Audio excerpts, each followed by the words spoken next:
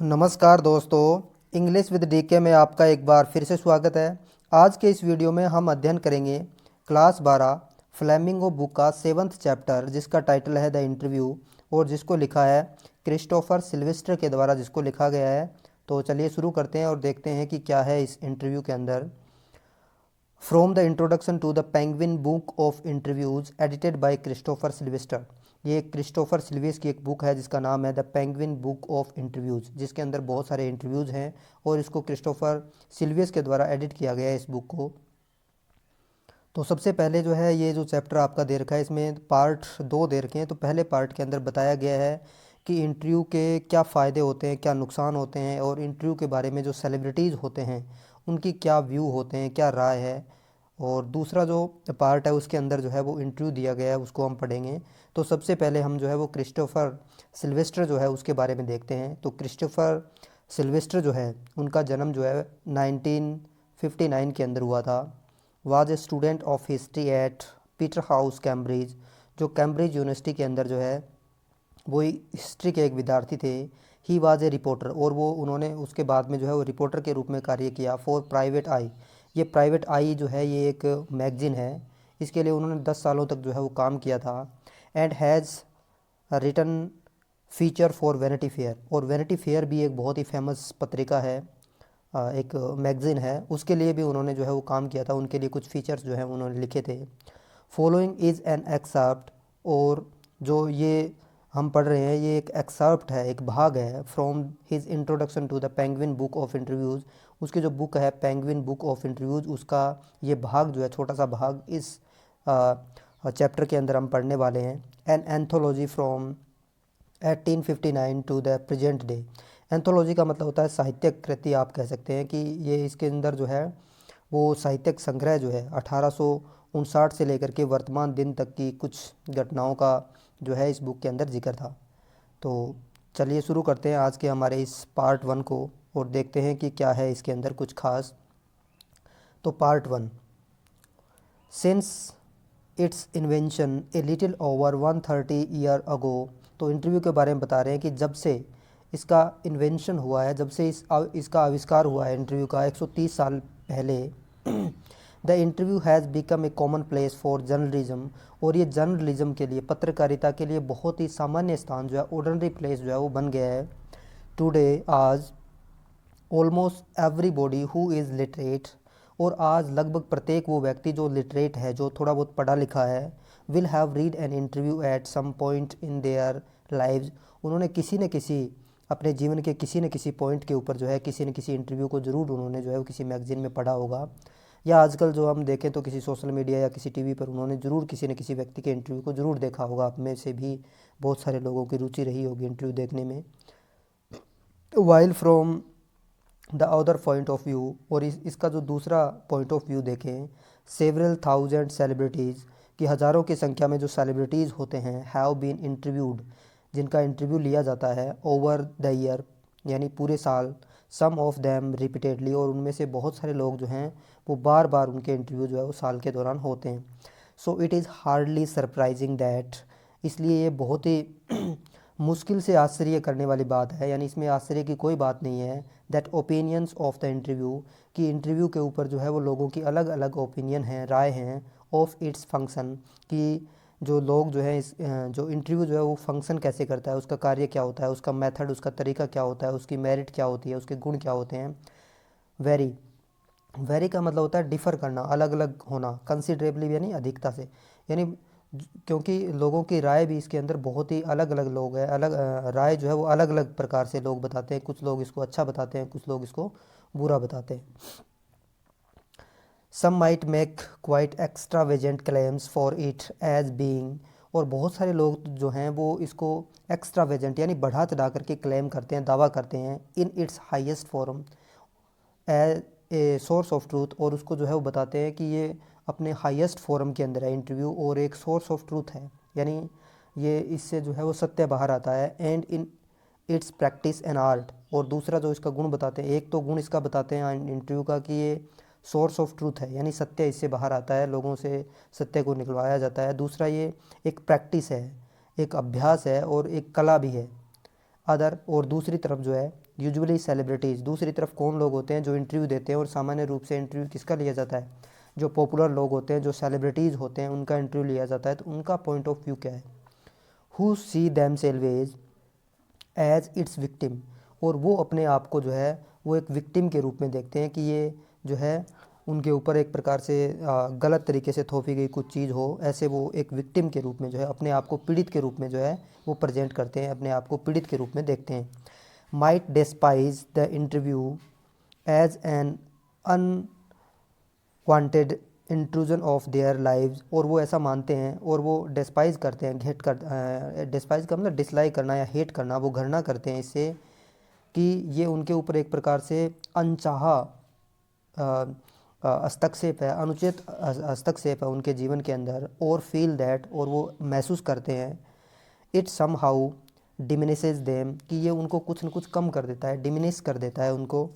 Just as in some primitive culture, जिस प्रकार से कि जो आदिम कल्चर जो था, प्रारंभिक कल्चर जो था, पुराना जो कल्चर जो था, उसके अंदर इट इज़ बिलीव्ड, ये विश्वास किया जाता था, that if one take photographic portrait of somebody then one is stealing that person soul. यानी जिस प्रकार से पुराने ज़माने के अंदर ऐसा माना जाता था कि यदि कोई व्यक्ति जो है वो फोटोग्राफी ले रहा है या उसका पोर्ट्रेट ले रहा है किसी व्यक्ति का, तो वो उसकी आत्मा को चुरा रहा है। तो उसी प्रकार से जो है वो आज के सेलिब्रिटीज़ भी इसको अपने ऊपर एक हमले की तरह जो वो लेते हैं और इसको गलत मानते हैं कि ये ठीक नहीं है। V.S. Naipaul feels that some people are wounded by interviews and lose a part of themselves. V.S. Naipaul जो हैं वो कहते हैं कि बहुत सारे लोग जो हैं वो इंटरव्यू के द्वारा अपने जीवन के कुछ पार्ट्स को, यानी कुछ अपनी रेपुटेशन जो है उसको लूज़ कर देते हैं। Lewis Carroll, the creator of Alice in Wonderland, ये किसी बुक का नाम है, वाज सैड, और उन्होंने कहा था to have had a just horror of interviewer, कि एक इंटरव्यूअर से इंटरव्यू जो होता है लेने वाला, कि उनसे जो हॉरर होता है, डर जो होता है, एंड ही नेवर कंसेंटेड, उसकी डर की वजह से उन्होंने कभी भी कंसेंट नहीं किया। कंसेंट का मतलब होता है अनुमति देना। टू बी इंटरव्यूड यानी वो व्यक्ति जो इंटरव्यू देता है, उन्होंने कभी भी इंटरव्यू देने के लिए जो है वो कभी भी कंसेंट नहीं दिया इंटरव्यू के डर की वजह से। It was his horror of being lionized, और ये उसका डर था कि वो कहीं लाइनाइज्ड ना हो जाए। लाइनाइज्ड का मतलब होता है पॉपुलर होना, कि वो कहीं इंटरव्यू के माध्यम से पॉपुलर ना हो जाए। Which made him thus repel would be acquaintance, और ये बात जो है वो उसको रिपेल बना देती थी, प्रतिरोधी बना देती थी। वुड बी एक्वेंटेंसेज, अपने जो परिचित लोग होते थे, इंटरव्यूअर जो इंटरव्यू लेने वाले होते थे, and the persistent petitioner, persistent का मतलब होता है लगातार, और पिटिशनर यानी जो याचना करने वाले आते थे, फॉर हिज ऑटोग्राफ, जो उनके ऑटोग्राफ लेने के लिए आते थे, ये उन लोगों को जो है ये बात बुरी लगती थी। And he would afterward relate the stories of his success in silencing all such people, और उसके बाद में वो क्या करते थे कि कुछ सक्सेस की, कुछ ऐसा काम करते थे जिनसे उनको जो है वो सक्सेस मिलती थी, जिससे ये लोग उनको जो भला बुरा कहना शुरू कर देते थे, तो उनको वो साइलेंस करते थे, उनको वो चुप करवा देते थे। With which satisfaction and amusement, बहुत ही संतुष्टि और अम्यूज़मेंट के साथ जो है ऐसे लोगों का मुंह बंद करवाने का काम जो है वो एक अच्छा कार्य करके जो है वो करते थे। Rudyard Kipling express an even more condemnatory attitude toward the interviewer, और रुडयार्ड किपलिंग जो है उनका जो इंटरव्यू लेने वाले लोग जो हैं उनके प्रति उनका जो व्यवहार जो है, एक्सप्रेशन जो है वो बहुत ही कंडमनेटरी है, बहुत ही निंदात्मक एटीट्यूड जो है उन्होंने दिखाया है।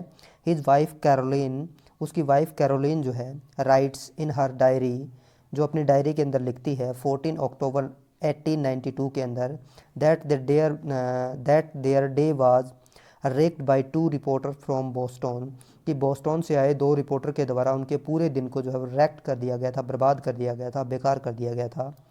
सी reports her husband as saying to the reporters why do I refuse to be interviewed, तो वो अपनी उसकी जो पत्नी जो है, सी रिपोर्ट्स, वो अपने हस्बैंड की बात को रिपोर्ट करती है कि, और वो उनको बताता है कि क्यों मैंने जो है उसको इंटरव्यू देने के लिए मना नहीं किया। वाई डू आई रिफ्यूज़, कि मैं उनको क्यों इंटरव्यू देने के लिए क्यों मना करता हूँ, वो क्यों मना करते हैं Rudyard Kipling. Because it is immoral, क्योंकि ये नैतिक नहीं है, ये मोरल नहीं है। इट इज़ ए क्राइम, ये एक क्राइम होता है, ये एक अपराध होता है। Just as much a crime as an offence against my person, कि ये एक पर्सन, एक व्यक्ति के खिलाफ जो है एक क्राइम की तरह होता है। एज एन असोल्ट, जिस प्रकार से किसी एक व्यक्ति के द्वारा दूसरे व्यक्ति के ऊपर असोल्ट किया जाता है, फिजिकल हमला किया जाता है, उसी प्रकार का ये हमला होता है इंटरव्यू लेना। And just as much merit punishment, और वो जो व्यक्ति इंटरव्यू लेता है और वो इस प्रकार की बातें करता है तो वो मेरिट पनिशमेंट यानी वो सज़ा का हकदार होता है। It is cowardly and while, ये बहुत ही कायरतापूर्ण और बहुत ही घिनौना जो है वो कार्य होता है। No respectable man would ask it, कोई भी सम्मानित व्यक्ति जो है वो इंटरव्यू लेने के लिए नहीं पूछेगा। मच लेस गिव इट, और बहुत ही कम, इससे भी कम, मच लेस यानी बहुत ज़्यादा कम जो है वो इसको देने के लिए, कोई व्यक्ति इसको इंटरव्यू देने के लिए तैयार होगा। येट फिर भी Kipling had himself perpetrated such an assault, और रुडयार्ड किपलिंग ने भी अपने आप में परपेट्रेट का मतलब होता है हमला करना एक प्रकार से, सच एन असोल्ट, ऐसा ही एक हमला जो है उन्होंने किया था on mark twin, mark twin नाम का एक व्यक्ति जो था ए फ्यू ईयर्स बिफोर। यानी कैसा हमला किया था, यानी ऊपर जो बातें लिखी गई है उसमें जो रुडयार्ड किपलिंग जो है वो ये कह रहे हैं कि इंटरव्यू जो है वो एक असोल्ट की तरह, एक हमले की तरह है, और कोई भी जो रेस्पेक्टेबल मैन जो है वो इंटरव्यू नहीं देना चाहेगा और नहीं लेना चाहेगा। जबकि कुछ इस घटना के कुछ ही साल बाद में जो है वो क्या करते हैं, मार्क ट्विन्स जो है उसका इंटरव्यू लेते हैं, यानी उसके ऊपर वो असोल्ट करते हैं, एक हमला करते हैं। H G Wells in an interview in 1894 referred to the interviewing ordeals. H G Wells जो हैं वो 1894 के अंदर एक इंटरव्यू के अंदर जो है वो बताते हैं कि इंटरव्यू जो है, इंटरव्यू देना जो है वो एक ऑर्डल है। ऑर्डल यानी का, ऑर्डल का मतलब होता है अग्नि परीक्षा। But was a fairly frequent interview, interviewee का मतलब होता है जो लगातार इंटरव्यू देता है, फ्रेक्वेंट का मतलब होता है लगातार, लेकिन वो हमेशा ही लगातार इंटरव्यू देने वाले एक व्यक्ति रहे हैं। एंड 40 ईयर्स लेटर, और 40 साल बाद में found himself interviewing Joseph Stalin, यानी यहाँ ऊपर जो है वो इंटरव्यू को एक अग्नि परीक्षा बता रहे हैं, और जबकि 40 साल के बाद में वो खुद जो है जोसेफ स्टालिन नाम के एक व्यक्ति जो है उसका इंटरव्यू लेते जो है वो उन्होंने लिया था। तो कहने का मतलब इनकी बातें जो है वो कंट्राडिक्टरी हैं, कहीं ऊपर वो कुछ कह रहे हैं और फिर बाद में वही काम खुद कर रहे हैं। साउल बेलोज नाम के व्यक्ति का भी उन्होंने जो है इंटरव्यू लिया था, who had consented to be interviewed on several occasions, यानी सैन बेलोज जो है उन्होंने भी कई बार जो है वो कंसेंट दिया था, सहमति दी थी बहुत सारे अवसरों के ऊपर इंटरव्यू देने के लिए। नेवरथलेसनेस, इसके बावजूद once described interviews as being like thumb print on his wine print, और इस महाशय ने तो जो है वो बहुत बार इंटरव्यू दिए, और एक बार तो इन्होंने इसके बावजूद इंटरव्यू को डिस्क्राइब करते हुए उन्होंने कहा कि इंटरव्यू देना जो है उस प्रकार से जैसे थंब प्रिंट, यानी अंगूठा जो है वो उसकी विंड पाइप जो श्वास नली होती है उसके ऊपर, यानी उसकी श्वास नली को बंद करने जैसा होता है इंटरव्यू देना। येट फिर भी despite the drawbacks of the interviews, इतने कमियां होने के बाद में बहुत सारे जो पीपल जो हैं, बहुत सारे राइटर्स जो फेमस सेलिब्रिटीज़ जो हैं, इन्होंने इनके जो है ड्रॉबैक्स बताए हैं, बहुत सारी कमियां बताई हैं इंटरव्यू की।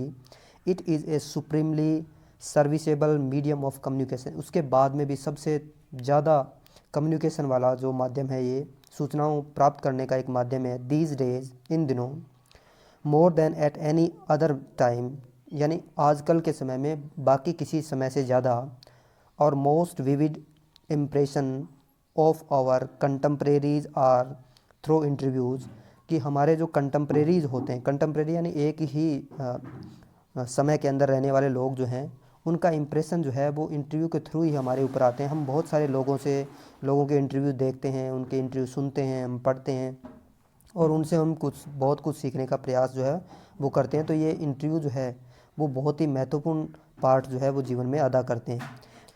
Dennis Brian has written, Denis Brian जो है उसने लिखा था, almost everything of moment reaches us through one man asking question of another, कि हमारे पास जो भी सूचनाएं पहुंचती है वो उसी प्रकार से पहुंचती है क्योंकि एक व्यक्ति जो है वो दूसरे व्यक्ति से प्रश्न पूछता है, उससे इन्फॉर्मेशन जो है वो निकलती है। बिकॉज ऑफ दिस, इसकी वजह से ही द इंटरव्यूअर, जो इंटरव्यू लेने वाले व्यक्ति होते हैं, holds a position of unprecedented power and influence, तो उनके पास में जो है उनकी आज भी जो पोजीशन है वो बहुत ही अनप्रीडिसेंडेंट पावर उनके पास में है और इन्फ्लुएंस जो है वो उनके पास में है। अनप्रीडिसेंडेड का मतलब होता है अभूतपूर्व, तो ऐसी पावर जो है वो इनके पास में अभी भी, आज भी इनके पास में ऐसी पावर है। तो इसके साथ ही ये इसका जो पार्ट 1 जो है वो यहीं समाप्त होता है और मिलते हैं किसी नेक्स्ट वीडियो में। तब तक के लिए धन्यवाद।